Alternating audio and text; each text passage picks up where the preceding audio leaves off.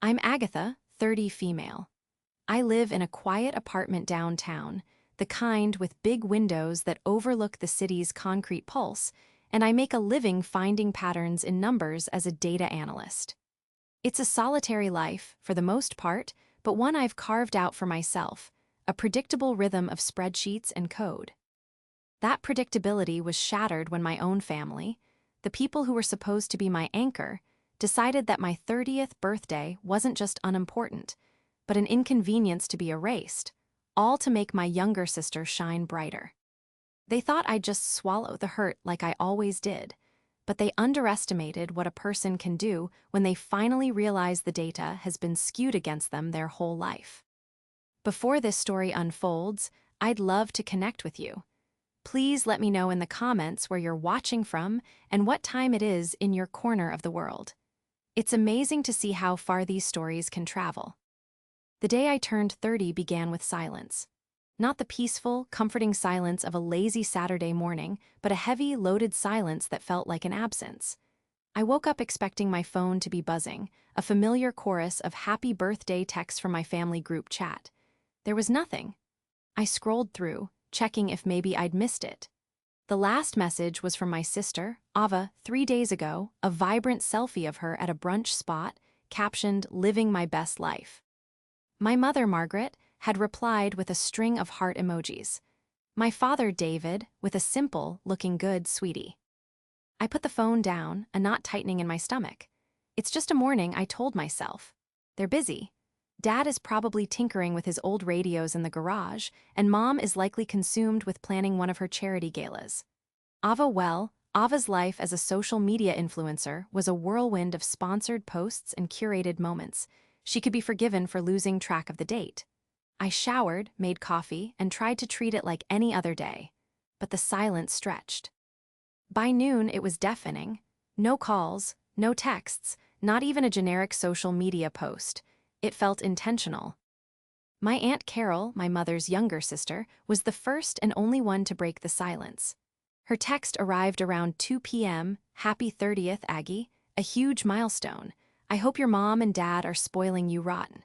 I've sent a little something your way. Love you." The warmth of her message was a stark contrast to the cold void left by my immediate family, and it brought a lump to my throat. I thanked her, trying to keep my reply light, not wanting to worry her with the truth that I was sitting alone in my apartment, staring at a calendar that might as well have been blank. As the afternoon bled into evening, a sliver of desperate hope remained. Maybe they were planning a surprise.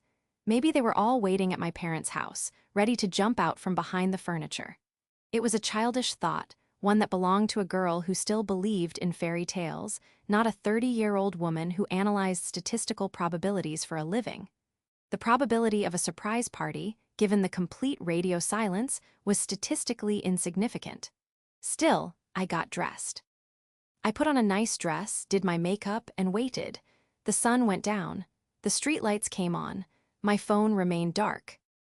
At 9 p.m., I gave up. The hurt was a physical ache in my chest.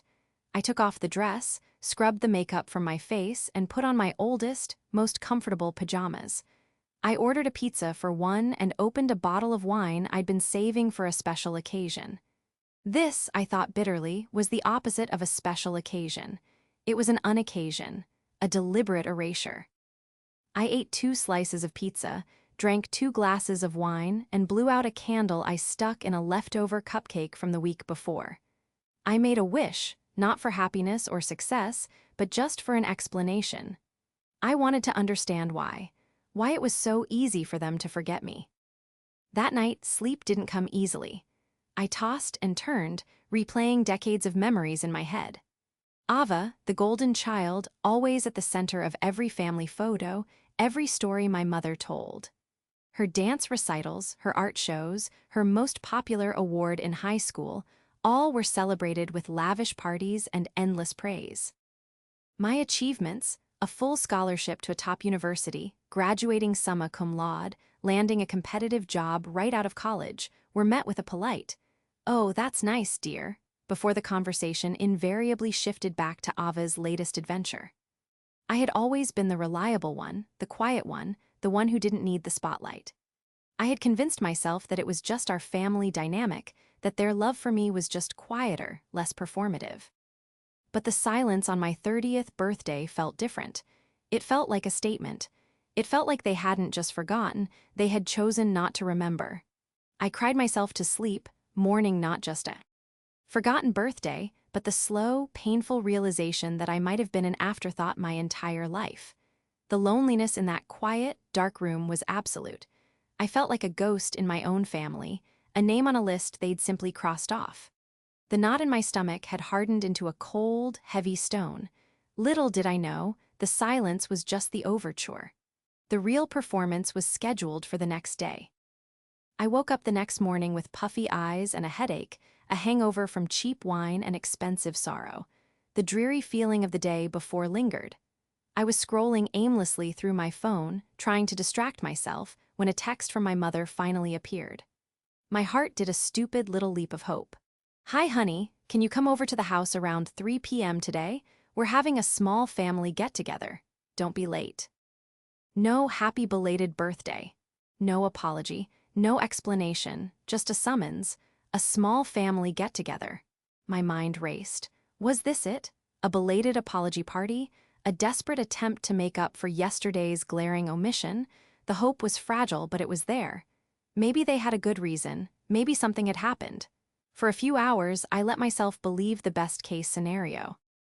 I picked out a nice outfit, something casual but put together, and rehearsed how I would graciously accept their apology. I would tell them it was okay, that I understood, even though I didn't.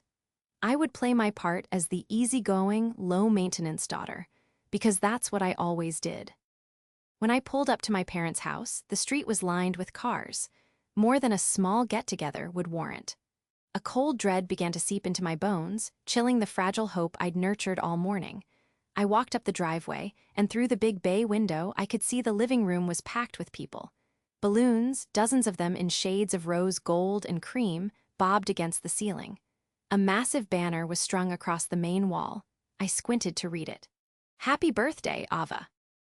My sister's birthday wasn't for another 2 months. I stood frozen on the porch, the world tilting on its axis. My own 30th birthday, a significant milestone, had been met with absolute silence. And now this, a huge, lavish surprise party for my sister for a birthday that wasn't even here yet. The small family get-together was a lie. The timing was not a coincidence. This was a calculated blow, a public declaration of my worthlessness in this family. I could feel the blood draining from my face. My hands grew clammy. I wanted to turn around, get in my car, and drive away. Drive until I ran out of gas and just keep walking. But something else took over. A cold, sharp curiosity. I needed to understand. I needed to see their faces, to hear the excuse they would inevitably spin. I opened the door and stepped inside. The noise hit me first, a wave of laughter, music, and chatter. No one noticed me for a moment. I saw dozens of people. Extended family, friends of my parents, Ava's influencer friends, all taking selfies. And in the center of it all was Ava, wearing a shimmering dress, a crown of fake flowers in her hair, looking radiant and adored. My mother was beside her, beaming with a pride she never, ever directed at me. My father was by the grill in the backyard, laughing with my uncles.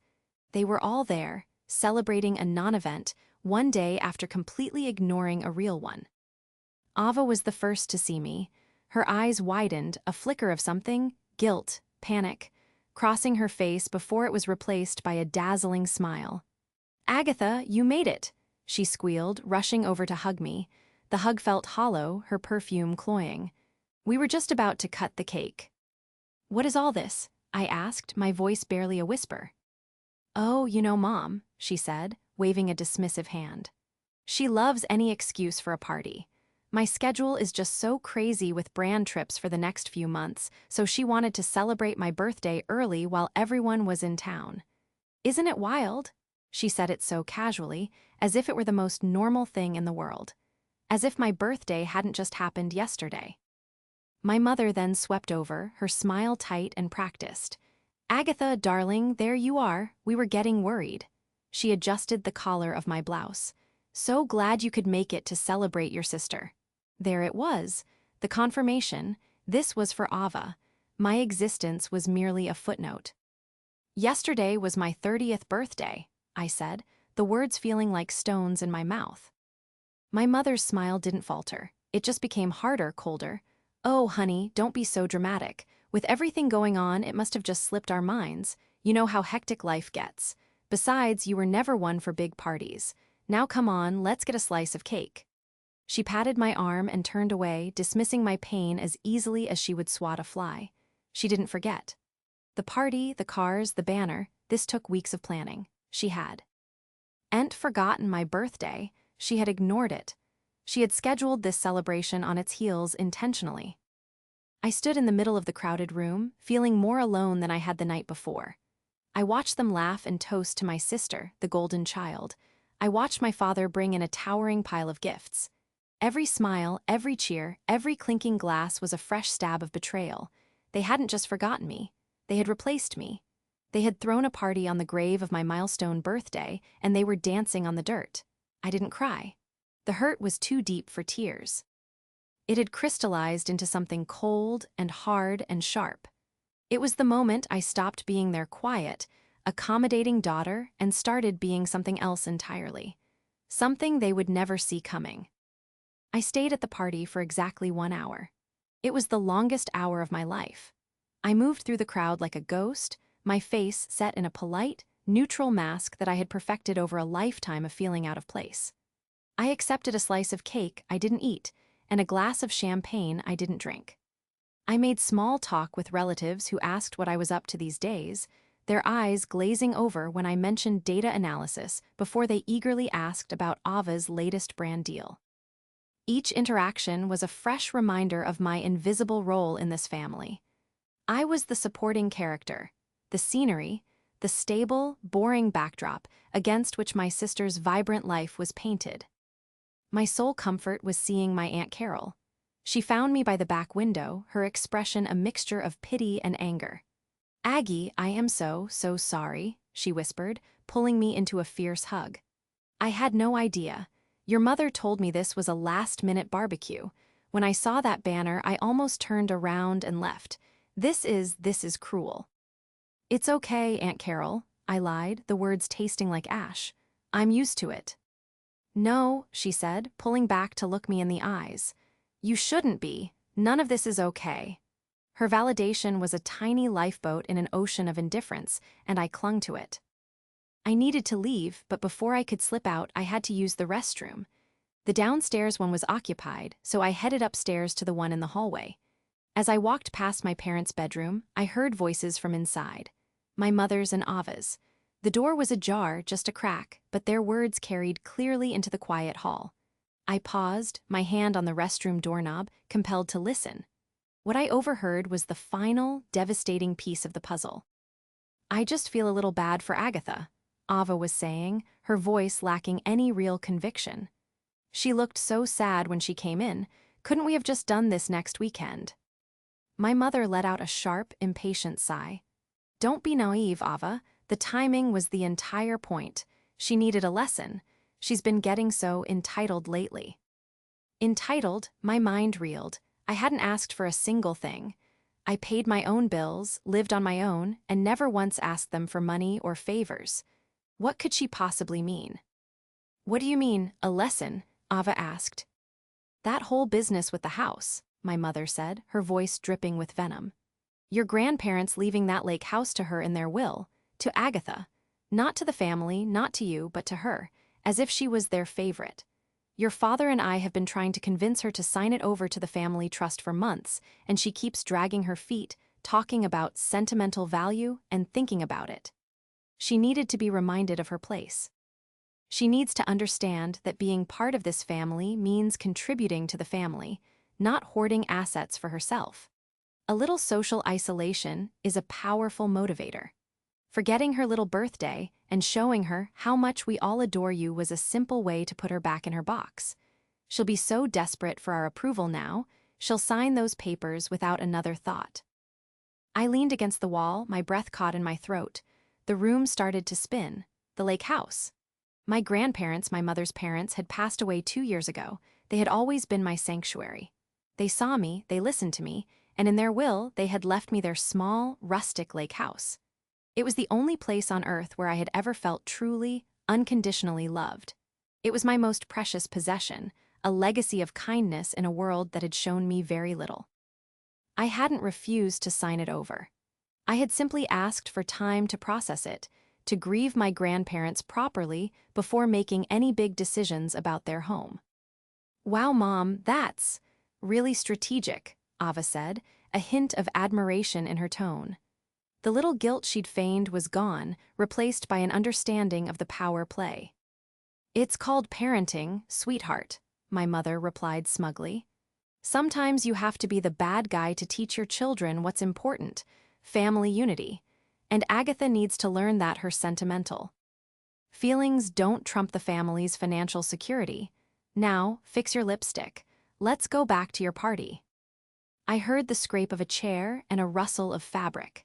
I stumbled back from the door, my heart hammering against my ribs, and ducked into the bathroom just as they emerged. I locked the door and sank onto the floor, pressing my forehead against the cool tile. The pieces didn't just fall into place, they slammed together with the force of an explosion. This wasn't about carelessness. It wasn't about favoritism. It was a cold, calculated, emotional blackmail scheme. My 30th birthday wasn't forgotten. It was weaponized. The party for Ava wasn't just a celebration. It was a demonstration of power, a psychological tool designed to break me down, to make me feel so worthless and alone that I would hand over the one thing that connected me to the only real love I had ever known. My mother hadn't just ignored my pain, she had meticulously engineered it. She had orchestrated the silence, the surprise, the public humiliation, all to manipulate me into giving up my inheritance. The whisper in the hallway had revealed a truth far uglier than I could have ever imagined. It was a declaration of war. And as I sat on that cold bathroom floor, the shock began to recede, replaced by a glacial calm. "A lesson," she'd said. She wanted to teach me a lesson. Oh, I was going to learn. And then, I was going to teach her one of my own. I slipped out of the party without saying goodbye to anyone. Driving home, the city lights blurred into streaks of color through the tears that now fell freely. But these weren't the tears of a victim.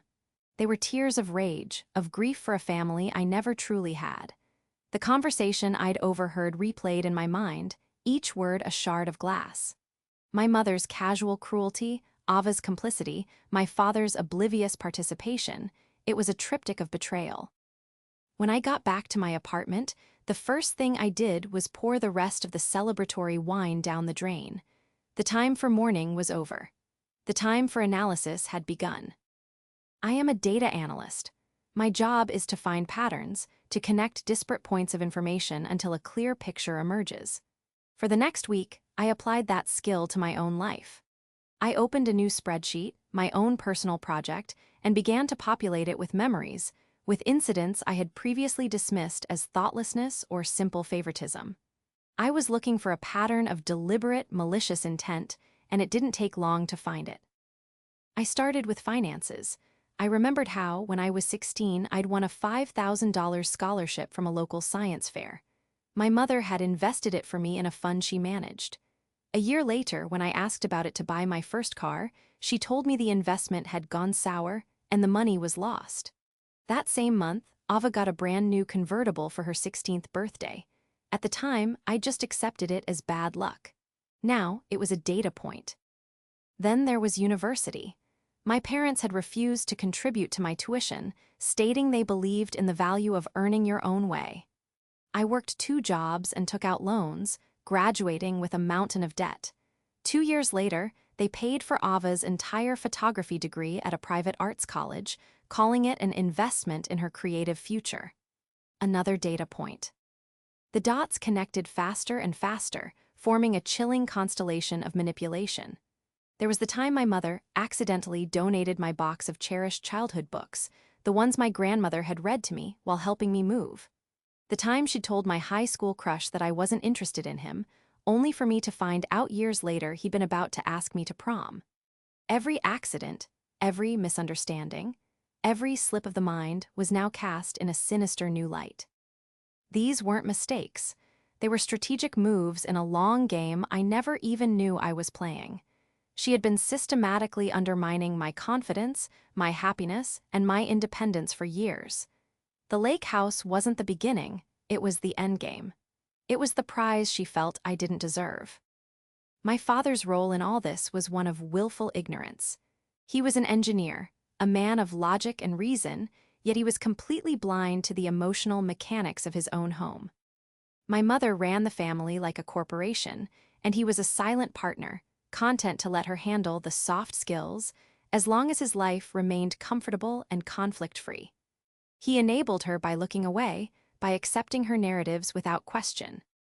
He wasn't the villain, but he was the villain's willing accomplice. And Ava, my sister, was the product of my mother's grand design. Raised on a diet of constant praise and material possessions, she was conditioned to be the star. She wasn't inherently evil, but she was weak, spoiled, and so accustomed to being the center of the universe that my orbit was invisible to her. Her brief flicker of guilt at the party was genuine, I think, but it was easily extinguished by my mother's justification. Ava benefited too much from the system to ever question it. My Aunt Carol was my only ally. I called her 3 days after the party and told her everything I had overheard. She was silent on the other end of the line for a long time. When she finally spoke, her voice was low and furious. "I always knew Margaret was competitive," she said, "even when we were kids, but this is monstrous. She was always jealous of the bond you had with Mom and Dad. They saw you, Agatha. They truly saw you. This isn't about the family's financial security. This is about her erasing their legacy of love for you." Her words were a balm and a fire. They validated my pain and stoked my resolve. We talked for over an hour, and she helped me fill in more blanks. She told me how my mother had tried to contest our grandparents. Well, initially, how she'd thrown a fit when she found out about the lake house, claiming their parents had clearly been unwell to make such a decision. The lawyer had shut her down, but she had obviously not given up. She had simply changed tactics from a legal assault to a psychological one. By the end of the week, my spreadsheet was a damning indictment of my family. It was a timeline of emotional abuse and financial manipulation. Seeing it all laid out in black and white, in neat rows and columns, stripped away any remaining doubt or sentimentality. I wasn't dealing with a dysfunctional family. I was dealing with a narcissistic manipulator, her pampered protege, and a passive enabler. They didn't see me as a daughter or a sister. They saw me as an obstacle. A problem to be managed, the girl with the lake house they wanted. The pain was still there, a deep, resonant ache, but it was now overlaid with a cold, clear sense of purpose. I had the data. I had the pattern. Now I needed a plan. A plan to show them that data can be a weapon and that the quiet analyst in the corner is the one you should have been watching all along. My mother's strategy was to isolate me, to make me feel so desperate for familial love that I would trade my inheritance for a crumb of affection. My plan, therefore, had to be the opposite. It would be rooted not in emotion, but in logic, legality, and the one thing my mother coveted above all else: public image. She was an event planner, a community organizer. Her entire identity was built on a carefully constructed facade of grace, generosity, and family values. I was going to dismantle it, brick by brick, using nothing but the truth. My first step was to secure the lake house. My grandparents had left it to me, but my mother's comments about hoarding assets made me realize she could try to challenge my ownership through legal means, perhaps by trying to declare me financially irresponsible or emotionally unstable. I needed to fortify my position. I contacted the lawyer who had handled my grandparents' estate, an old, wise man named Mr. Thompson. I explained the situation, omitting the raw emotion and focusing on my mother's stated intention to force me to sign the property over to a family trust she controlled. Mr. Thompson listened patiently. "Your grandparents were very specific, Agatha," he said when I finished. "They left the house to you, and only you, for a reason. They even included a personal letter for you, to be given to you in the event of any contest to the will. Your mother did contest it informally, so I believe it's time you had it." He mailed me the letter. It arrived 2 days later in a thick, cream-colored envelope. My grandfather's familiar, steady handwriting covered 2 pages. He wrote about my childhood visits to the lake, about how I was the only grandchild who loved the quiet woods and the old books in the attic as much as they did. Then came the crucial paragraph. We are leaving you this house, our dearest Agatha, not as a financial asset but as a sanctuary. We have watched your mother for many years. We love her, but we are not blind to her nature. We have seen how she favors your sister and how she dismisses your quiet strength. We worry she will try to control your future. This house is your independence. It is a place that belongs only to you, where no one can make you feel small or overlooked. Do not let anyone, especially your mother, bully you into giving it up. It is our last wish for you to have a place of your own, a foundation for a life of your own choosing. Reading those words, I felt a profound sense of peace. My grandparents had seen everything. They had known, and they had tried to protect me. This letter was more than just a confirmation, it was a mandate. It was my armor. My next step was to create leverage. My mother wanted me to sign papers, so I would draft some papers of my own. I spent a weekend with a freelance legal consultant crafting a document. It was a formal agreement. On the surface, it looked like I was capitulating. The document outlined the terms under which I would be willing to discuss the future of the lake house. But the terms were my own. They included a full, independent financial audit of my parents' finances, specifically looking for any loans or gifts given to Ava that were not documented as such. It would also require a formal review of the investment my mother had made with my scholarship many years ago. Finally, it stipulated that any discussion about the house would have to be mediated by a neutral third party, and that Aunt Carol must be present for all meetings. The masterstroke, however, was the preamble. I worked with the consultant to word it carefully.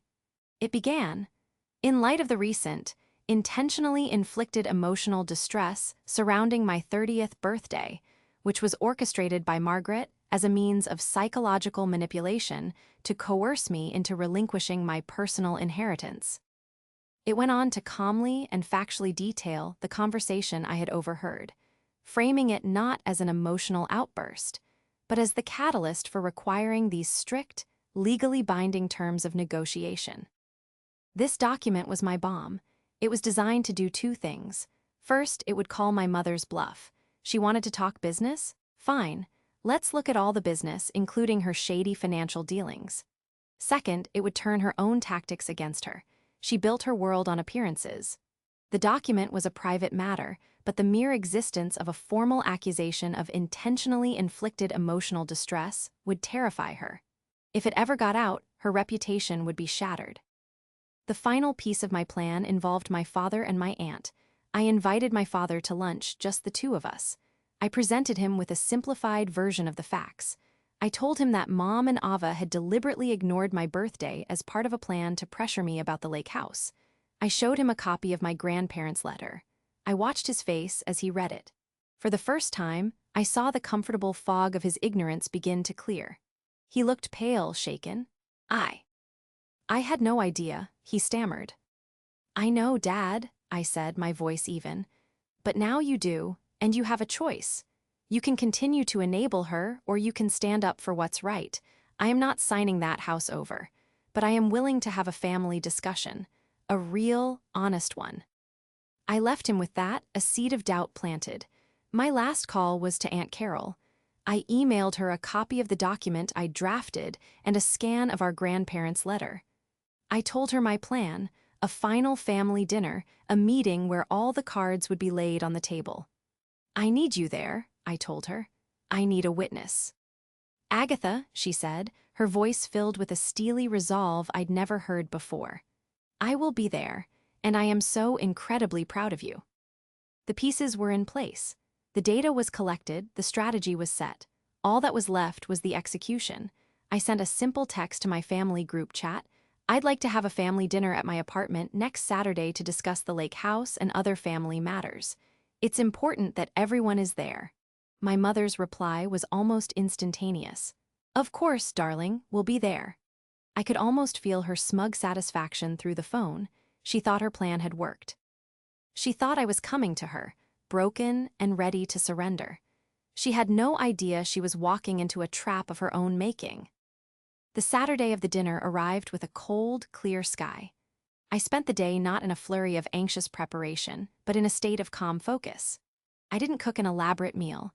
I ordered catering from a nice Italian restaurant, lasagna, salad, bread.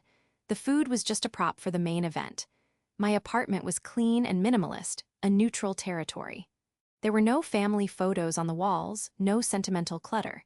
It was my space, and tonight they were going to play by my rules. Aunt Carol arrived first. She hugged me tightly. "You ready for this?" she asked, her eyes searching mine. "I am," I said, and I meant it. "Thank you for being here." "Wouldn't miss it for the world," she replied, setting her purse down like a soldier planting a flag. My parents and Ava arrived exactly on time, a united front. My mother, Margaret, was all smiles, carrying a ridiculously expensive bottle of wine. She was dressed in a tailored blazer, ready for a business negotiation she was sure she would win. Ava trailed behind her, looking uncomfortable, her eyes darting around my apartment as if she were assessing it for an Instagram post. My father, David, looked grim and avoided my gaze. He knew more than the others, and the knowledge sat uneasily on him. "Agatha, darling, your place is neat," my mother said, her compliment a subtle insult. "This is so good of you, to finally be reasonable about the house." "Let's eat first," I said, my voice calm and even. "We can talk at the table." Dinner was a tense affair. My mother and Ava tried to fill the silence with chatter about Ava's upcoming trip to Bali, a brand-sponsored wellness retreat. Aunt Carol and I ate quietly, and my father just pushed his lasagna around his plate. The small talk was a thin veneer over the churning conflict underneath. When everyone had finished, I stood and cleared the plates. I returned not with dessert, but with a folder. I placed it in the center of the table. "As I said, I wanted to discuss the lake house," I began, my voice steady. "Mom, you've made it very clear you want me to sign it over to the family trust. I've given it a lot of thought." My mother beamed, leaning forward like a predator sensing a win. "I'm so glad to hear that, honey. It's the right decision for the family." "I have some conditions," I continued, sliding a copy of the document I had drafted to each of them. "I've outlined them here." My mother picked it up, her confident smile faltering as she began to read the preamble. I watched her face change. The color drained from her cheeks. Her eyes, wide with shock, darted from the page to me and back again. She read the words intentionally inflicted emotional distress and psychological manipulation. Ava started reading hers, her jaw dropping. "Agatha, what is this? You're accusing us." "I'm not accusing," I said calmly. "I'm stating the facts of a conversation I overheard. A conversation where you, Mom, admitted to orchestrating the forgetting of my 30th birthday as a tactic to coerce me into signing over my property. A conversation where you, Ava, expressed admiration for that strategic move." My mother slammed the papers on the table. "This is absurd. You're twisting things. You must have misunderstood." "Did I misunderstand you saying you needed to put me back in my box?" I asked, my voice dangerously quiet. "Did I misunderstand you boasting about how a little social isolation would make me desperate for your approval?" Silence. My mother's face was a mask of fury. She looked at my father for support, but he wouldn't meet her eyes. He just stared at his hands.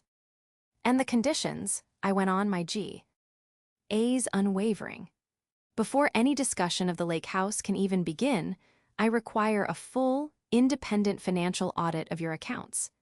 I'd like to see the records of the sour investment of my scholarship money and an itemized list of all major non-essential expenses for Ava over the last 10 years, including her car and her tuition." "This is an invasion of privacy," my mother shrieked, her composure shattering. "Is it?" I countered. "You said this was about the family's financial security. I'm just doing my due diligence to understand the full financial picture. As a data analyst, I like to have all the variables before I make a decision." I then turned to my father. "Dad, I showed you our grandparents' letter. You know why they left me the house. They wanted me to have independence, to have a sanctuary. Do you really want to be part of taking that away from me?" He finally looked up, his face etched with shame. "Margaret," he said, his voice raspy. "She's right. What you did was wrong. I'm not going to be a part of this anymore." That was the breaking point for my mother. Her primary ally had just folded. She turned her fury on him, then on me, then on her sister. "You," she hissed at Aunt Carol. "You've always been on her side. You were always jealous of me." Aunt Carol simply looked at her with pity. "No, Margaret, I was never jealous. I was just sad for you, and sad for the daughter you were never capable of loving." Ava started crying. "I didn't mean for it to be like this," she whimpered. I don't know." "I know you don't," I said, my voice softening for a moment. "You've never had to." I stood up. "Here's my final decision," I announced, my voice ringing with clarity in the tense room. "The lake house is mine. It is not and never will be for sale or for discussion. This document," I said, tapping the folder, "is my insurance. If you ever try to manipulate or harass me again, if you breathe a word of this to anyone in a way that tries to paint me as the villain, a copy of this, along with a copy of our grandparents' letter, goes to a lawyer and to every single person on your charity gala's mailing list. Your reputation is built on the image of a perfect, loving family. I have the power to burn that image to the ground. We are done." My mother stared at me, speechless. For the first time in my life, I saw genuine fear in her eyes. She had lost control. Her tactics, her manipulations, her power, they were all gone. She had taught me a lesson, all right. She had taught me that I was stronger than she ever imagined. I walked to the door and opened it. "I think it's time for you all to leave." They left without another word. My mother's face was pale with rage, Ava's was stained with tears, and my father looked like a broken man. Aunt Carol stayed behind to help me clear the table. We worked in a comfortable silence, the clatter of plates a stark contrast to the explosive confrontation that had just occurred. "You know," Carol said, as she folded a napkin, "your grandmother once told me, you can't choose your family, but you can choose how much of your life you let them ruin. You just took your life back, Agatha." "It doesn't feel like a victory," I confessed, leaning against the counter. "It just feels final." "Sometimes finality is a victory," she replied wisely. "It's the end of a chapter you didn't want to be in anymore. Now you get to write a new one." In the weeks and months that followed, the silence from my family was different. It wasn't the heavy, weaponized silence of my birthday. It was the quiet, empty silence of a severed connection. My mother didn't call. Ava sent a few half-hearted, rambling texts trying to apologize, but they were more about easing her own guilt than understanding my pain. I didn't reply. My father called once, his voice thick with regret. He said he was sorry, that he had been blind for too long. I told him I appreciated the call, but that I needed space. A lot of it. The first weekend of spring, I drove up to the lake house. I hadn't been there since my grandfather's funeral. The air was crisp and smelled of pine and damp earth. The house was dusty and cold, but it was mine. As I walked through the rooms, touching my grandparents' old furniture and looking at the photos on the wall, I felt their presence. I found the box of my childhood books my mother had supposedly donated. It was in the attic, right where I'd left it on my last visit years ago. She hadn't even bothered to get rid of it. She had just relied on the fact that I wouldn't have a reason to come back here to find it. The lie was so petty, so needlessly cruel, that I could only shake my head. I spent that weekend cleaning, airing the place out, and making it my own. I swept away the cobwebs, both literal and metaphorical. I read my grandparents' letter again, sitting on the porch overlooking the calm, glassy water. A foundation for a life of your own choosing. They had given me more than a house. They had given me permission to be free. My life began to change in small but significant ways. Without the constant, low-level stress of trying to win my family's approval, I found I had more energy. I poured it into my work, earning a promotion. I reconnected with old friends I had drifted away from, realizing my family's drama had consumed so much of my social bandwidth. I started hiking on the weekends and took up kayaking on the lake. The quiet, reliable Agatha was still there, but she was no longer waiting for someone else to recognize her worth. She was building it herself. My Aunt Carol became the family I had always craved. We had dinner every other week, and she'd come up to the lake house on long weekends. We'd sit on the porch, drink tea, and talk for hours. She told me stories about my grandparents I'd never heard, filling in the gaps of my history with memories of love and laughter. She was my anchor, my ally, and my proof that family isn't just about blood. It's about who shows up, who listens, and who loves you without conditions. About a year after the final dinner, I got a wedding invitation in the mail. It was for Ava. It was a lavish, over-the-top affair, no doubt planned and paid for by my mother. My name was on the invitation, but there was no personal note, no phone call. It was a formal, impersonal gesture. A test, perhaps, to see if I would fold, if I would come back into the fold for the sake of appearances. I put the invitation on my fridge and looked at it for a few days. Then, I RSVP'd, no. I sent a polite, generic gift from their registry, a transaction devoid of any real sentiment. On the day of the wedding, I was at the lake house. It was a beautiful autumn day, the trees a riot of red and gold. I didn't feel sad or bitter. I felt nothing but a quiet sense of peace. My mother had gotten what she wanted.